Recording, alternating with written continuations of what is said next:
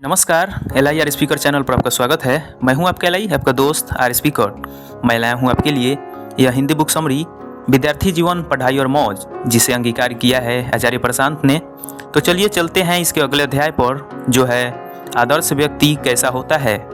यह अध्याय किसी न किसी रूप में हर इंसान की कहानी है, चाहे वो स्त्री हो या पुरुष हो, क्योंकि हम सभी अपने जीवन में किसी न किसी को अपना आदर्श माने ही हुए हैं। चाहे वो कोई एक्टर हो, एक्ट्रेस हो या कोई ऊंचे दर्जे का इंसान हो सकता है, तो हम किसे अपना आदर्श माने, तो इस अध्याय के माध्यम से जानेंगे आचार्य प्रशांत के आधुनिक नज़रिए से। तो शुरू करें। इससे पहले आपके पास हेडफोन या ब्लूटूथ डिवाइस है तो आप उसका यूज कर सकते हैं।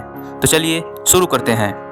एक प्रश्नकर्ता बोलते हैं कि आचार्य जी, एक आदर्श व्यक्ति कैसा होता है, या एक आदर्श व्यक्ति का एसेंस कैसा होता है। आचार्य प्रशांत बोलते हैं, एसेंस तो अदृश्य है। इस सार को, एसेंस को ना देखा जा सकता है, ना बताया जा सकता है। लेकिन जो सवाल तुम पूछ रहे हो, ये हमेशा ही लोगों ने पूछा है और हमेशा ही पूछते रहेंगे कि आदर्श व्यक्ति कौन है, जीवन जीने का आदर्श तरीका क्या है। वे कहते हैं कि नतीजा क्या होगा जब ये तुम पूछोगे। नतीजा ये होगा कि मूल तत्व तुम्हें नहीं बताया जा पाएगा। हाँ, तुम्हें आचरण बता दिया जाएगा और तुम उस आचरण को पकड़ कर रख लोगे।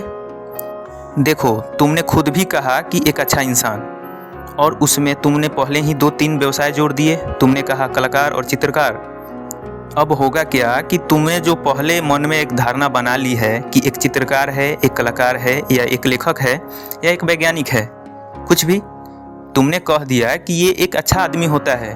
तुमने मन में छवि बना ली कि इस प्रकार के लोग अच्छे होते हैं। वो छवि तुमने निश्चित रूप से कहीं ना कहीं से या किसी से सुनी होगी, पर तुमने बना ली जरूर। अब क्या तुम करोगे इसका? जो उसका अंतस है, जिसको तुमने एसेंस कहा, अंतस, उसको तो तुम कभी जान ही नहीं सकते, क्योंकि तुम्हारी आंखों से देखा नहीं जा सकता और तुम्हारे कानों से सुना नहीं जा सकता। तो तुम करोगे क्या? तुम ये करोगे कि तुम उसके आचरण की नकल करने की कोशिश करोगे। और दुनिया ने हमेशा ही आदर्श व्यक्ति की नकल ही की है, और ये आइडियल आदर्श है, ये भी उन्होंने खुद नहीं जाना। ये उनके लिए आइडिया या विचार ही है। किसी और ने उनसे बस बोल दिया है कि ऐसा होता है आदर्श व्यक्ति, तो उन्होंने उनके विचारों की नकल करनी शुरू कर दी। तो दुनिया में सिर्फ नकलची बने हुए हैं, जो किसकी नकल कर रहे हैं? आचरण की, क्योंकि अंतस को तो तुम जान नहीं सकते ना। आचरण की नकल करना शुरू कर देते हो। तुम सोचते हो कि उसके जैसा कपड़े पहन लें, वैसे ही बातें करना शुरू कर दें, उसके शब्दों को दोहरा दें, वैसे ही चलने लगें, वो जैसे खाता था वैसे ही खाएं, वो दाढ़ी रखता था तो हम भी रखें। अब नकल हो जाएगी। तो पहली बात, सवाल ऐसे मत पूछो कि एक आदर्श व्यक्ति का अंतस कैसा होता है, क्योंकि तुम आदर्श को अभी जानते नहीं। सच तो ये है कि आदर्श कहकर तुमने यही दिखाया है कि तुम किसी की नकल करना चाहते हो, क्योंकि आदर्श कुछ होता ही नहीं। सवाल ये मत पूछो कि वो कैसा है, हम कैसे जाने। मैं सवाल बदल रहा हूँ। सवाल है, हम कैसे हैं, हम कैसे जाने। उसको जानने के चक्कर में पड़ोगे तो सिर्फ उसकी नकल करोगे। उसको जानने के फेर में पड़ोगे तो सिर्फ उसकी आचरण को दोहराने की कोशिश करोगे, नकल करोगे, और उससे कुछ तुम्हें लाभ नहीं होगा। आचार्य जी कहते हैं, सवाल है हम कैसे हैं, खुद को कैसे जाने। और उसमें कोई दिक्कत नहीं है। सुबह से लेकर शाम तक जो तुम करते हो उसी को ध्यान से देखो। रोजमर्रा की जो जिंदगी है तुम्हारी, बस उसी को ध्यान से देखो।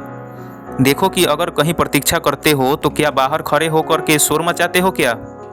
और अगर मचाते हो तो इसका अर्थ क्या है? मन कैसा है?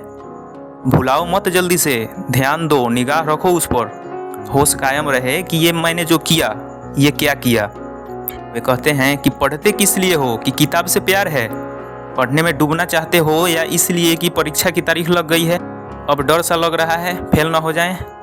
ध्यान दो अपनी रोज की जिंदगी पर। तुम्हारे संबंधों का आधार क्या है, किस तरह से अपने दोस्त बनाते हो, इन सब बातों पर ध्यान दोगे तो अपने आप को जान जाओगे। और वो कहीं ज़्यादा ज़रूरी है, बजाय इसके कि तुम कोई आदर्श बैठा लो और उस आदर्श के पीछे चलने की कोशिश करो। उसमें कुछ नहीं रखा है, क्योंकि ऐसा मन जो खुद को नहीं जानता वो किसी और को कैसे जानेगा। तुम कह रहे हो उसकी एसेंस कैसे जाने। मैं कह रहा हूँ उसकी एसेंस, उसका मूल तत्व तो अदृश्य है। अदृश्य इसलिए नहीं कि देखा ही नहीं जा सकता, इसलिए अदृश्य है क्योंकि तुम्हारे पास आंखें नहीं हैं।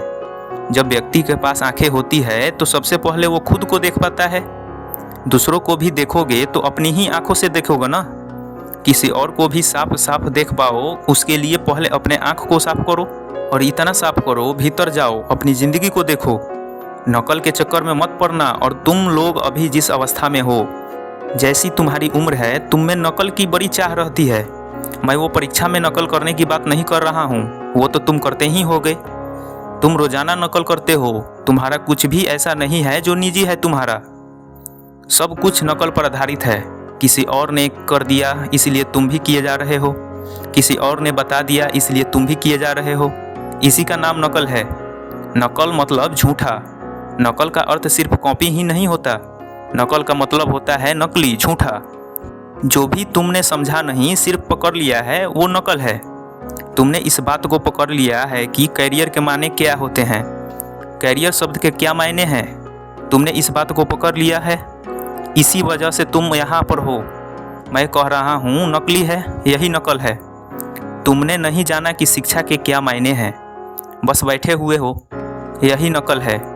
तुमने धर्म को कुछ समझा नहीं, पर जब से पैदा हुए हो तुम्हें बता दिया गया कि हिंदू हो या मुसलमान हो, और तुमने पकड़ लिया है, यही नकल है। और उसी नकल से तुम्हारा आदर्श भी निकल कर आते हैं।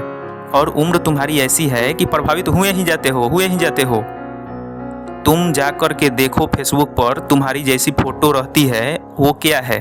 क्या तुम नकल नहीं कर रहे हो वाकई? अगर तुम साफ आंखों से देखोगे तो तुम्हें दिखाई देगा कि इसमें मैं कहीं नहीं हूँ, इसमें सिर्फ दूसरों की ही छाया है। ऐसे दूसरे जिनको मैंने बहुत उन्नत मान लिया है, बस उनकी नकल है यहाँ पर। सिर्फ हमारे आचरण में ही नकल नहीं है, हमारे मन में भी नकल घुसी हुई है। बाहर तो नकल है ही। ये हर युग में होता है कि तुम बाल कैसे कटा रहे हो और कपड़े कैसे पहन रहे हो। ये सब कुछ इस बात पर से निर्भर करता है कि बाहर क्या चल रहा है। मैं कह रहा हूँ कि दुर्गति इतनी ही नहीं हो रही है, मन में क्या चल रहा है इसमें भी दुर्गति चल रही है। सब इंजीनियर बनना चाह रहे हैं और तुमने भी नकल कर ली कि हम भी बनेंगे। वे कहते हैं कि तुम में से बहुत लोग छोटे शहरों से होंगे, हो सकता है कई गाँवों से भी हो। अब यहाँ पर आते हो और देखते हो कि सब लोग किस तरह से जी रहे हैं, और तुम वही सोचते हो कि हम भी यही जिएंगे। उसमें तुम्हारी अपनी समझ कहाँ है? अब गांव में मॉल नहीं होते, गांव में और बहुत सारी चीज़ें नहीं होती। तुमने आकर के यहाँ पर देखा और तुम चल दिए उनके पीछे। ये जो नकल से भरा हुआ जीवन है, ये नकली है, झूठी ज़िंदगी है, ये तुम्हारे किसी काम की नहीं है। ये करीब करीब एक मुर्दा ज़िंदगी है। तो दूसरों के बारे में नहीं पूछेंगे, अपने आप को देखेंगे और असली रहेंगे। तो इस अध्याय को यहीं विराम देते हैं। इस अध्याय के माध्यम से हमने जाना कि हम जिसे अपना आदर्श मानते हैं, हम सिर्फ उनका नकल ही करते हैं। हम सच में अपनी आंखों से, अपनी नज़रिए से नहीं देखते जिन्हें हम आदर्श मानते हैं कि वो क्या हैं, वे कैसे हैं और वो मेरे लिए कैसे उपयोगी हैं।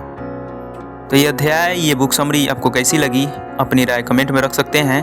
अगर अच्छी लगी तो लाइक कर सकते हैं, चैनल को सब्सक्राइब कर सकते हैं और शेयर भी कर सकते हैं। तो मैं पुनः आऊँगा एक अगले टॉपिक के साथ। तब तक के लिए धन्यवाद।